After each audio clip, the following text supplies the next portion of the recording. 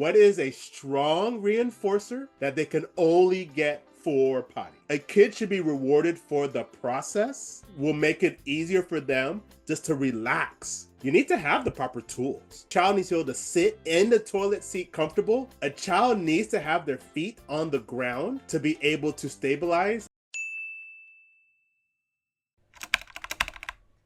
And it goes back to, it's the biology. It's not about necessarily the child, and it's not necessarily about behavior. I know that a child can have behavior, but if you can really listen to the biology and kind of have the idea and even anticipate, right? Because we all know the pee-pee dance and the poo-poo dance. And so as soon as you start seeing the dance happening, now it's trying to help prompt that process to kind of nurse it along.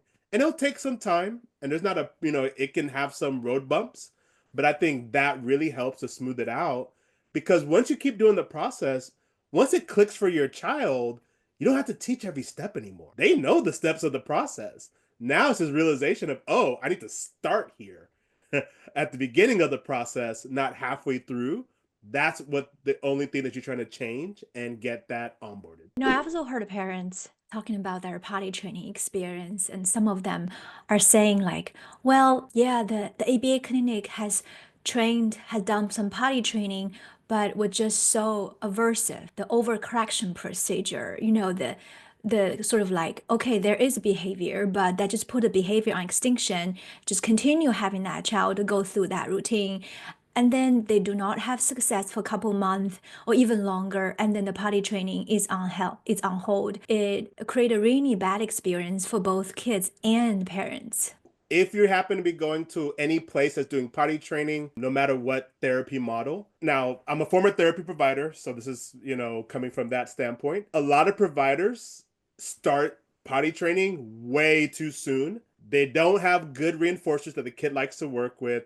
They don't have strong people that the kid likes to work for, and they haven't created a safe enough environment. Because think about what's happening when you go number 2. So even for a lot of kids, no matter the communication level, they go hide somewhere to go poo. It's a natural thing that takes place. And I think all these new factors. So I get why providers do it, because I know when I had a clinic, the parents would say, I want my kid to talk, I want to be potty trained. And so I think there's an inherent pressure, and it's very arbitrary, but think if your child is new at any type of therapy, I would not start potty training first. I want to make sure my child is stable enough. You determine how many days that is before I start that process. So I think that's one of the reasons why it's aversive. The second one is finding a strong reinforcer that they don't get access to in other areas. So when I did potty training at my clinic, I had simple rules. We were more than happy to potty train. Parent needed to take at least 1 week of data, which now I encourage 2 weeks if you really want to get it done, but 1 week of data, meaning every 30 minutes, just check dry, wet, number 1, or poop number 2, so that you could find the pattern. And every human has a pattern. So that was a mandatory criteria. And the second one is, what is a strong reinforcer that they can only get for potty? So this is where parents need to be creative. If your child doesn't have a lot of things, I know this could be a little challenging. And I want to, which I know is crazy thought, exclude the iPad or the phone. Now, a child can have it. I'm not saying a child, but that to me, it's just, you're playing with fire when you start to integrate those things. Or at least if that is the only thing you have, you need to be mindful that that can create its own challenges. So this is where it needs to be something that's not like primary foods, but something that's special to them. So this is one of the few times that I will bring something like a favorite beverage that's, that goes above and beyond, or even a favorite food, a favorite toy, a favorite music thing, because what you really want is to tie that quick connection of success with something that they really, really like. I think that's an important piece to remember. So find the right reinforcer, because even when you sit them, you can still reward them. And I think that's the other piece. It's, oh, well, you didn't go potty, you get nothing. So think if you're a kid, you have this weird aspect. You're sitting on this cold potty, you're almost falling in, and then you get nothing out of the process. I think becomes very frustrating. They may not get the full reward. They might not get the whole like super party, but a kid should be rewarded for the process. Will make it easier for them just to relax. Because if you don't relax, you're not going number one and number two. And that's what happens in these places, right? The kid is just like white knuckling. If your kid is white knuckling the seat, he's not going. You might as well find another aspect. So I think from the provider side and from the family side is really getting a kid relaxed enough that biology can take its natural course. And make the potty training actually a pleasant experience instead of a aversive experience. And listening to your talk, like I also almost feel like there is two checklists actually parents should have. One is the readiness checklist of their child. We talk about, can they stay dry for 1 to 2 hours? Does your child show discomfort with wet diapers? Do they notice when they are pee or pooping? And do they have interest in the bathroom? If you show them the bathroom, are they just right away running away from the bathroom? Or they actually is able to actually, oh yeah, that's the bathroom, and then play with some toys near that area and actually be aware of, oh, that's one place in my house beside my play area. At the same time, you also talked about another checklist. I think this one is one that is often being ignored, is the checklist of environment readiness. In this checklist, parents probably should ask themselves, number one, if my child is receiving services at a daycare or at ABA clinic, does that place have a strong reinforcer? As you said, like a special reinforcer just reserved for potty training? And does this place have enough manpower to do this? And if you have one staff, 8 children, probably not a good idea for potty training, because in this case, you don't really have enough people to implement the procedure with consistency. And the last thing on the checklist, which is probably the most important part, is a relationship. Is this a safe place for my child? Ask yourself that question. Is the staff there showing affection, show loving, so that my child actually relax there and love to going there? And all these are important. So not just the checklist for the child, but also the checklist of the environment where the child is at. You hit exactly, there's multiple steps. And I think because this is not fun, everyone's skipping steps. Providers are skipping steps, parents are skipping steps, even the kids are skipping steps in the process.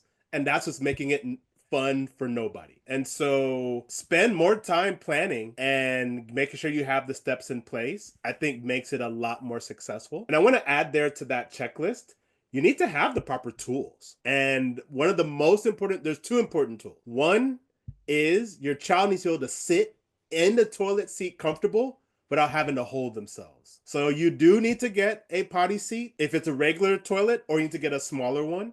It's a little bit of an investment, but it's hard to focus when you think you're going to fall. It just makes that natural sense. So they need to be able to sit and feel that they're comfortable in the seat is very important. And then the second one that I think we forget, a child needs to have their feet on the ground to be able to stabilize going number one and especially number two. And it's kind of silly to think about it, but I don't know if you can go potty with your feet dangling. Like if you want to go try and see how hard that is, there's a muscle movement. A child needs to be in a certain space that makes it easier. So when you see a kid and they're all the way hunched over and they're holding on, that's not good for the biology to relax and let the natural things go, especially for number two. So get a short stool or just something where your kids have solid feet and they're not falling in the toilet, belongs on that checklist. And that makes it much easier for the child to relax enough. Then you can do the things so that they can start to go potty. And I think you touched one of the challenges actually I'm going to talk about is the resistance to sitting on the potty. There's a reason you just point out.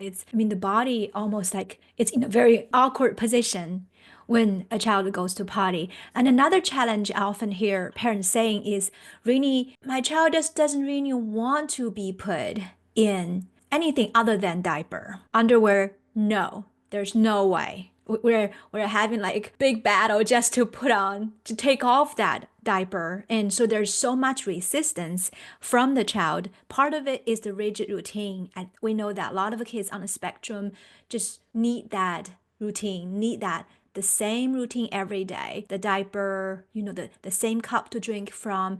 So for parents who have this kind of challenge, the rigid routine or preference of a child, what can they do? Something, they can take action in like the next day. Back to that sensory feeling, and this is where it's hard.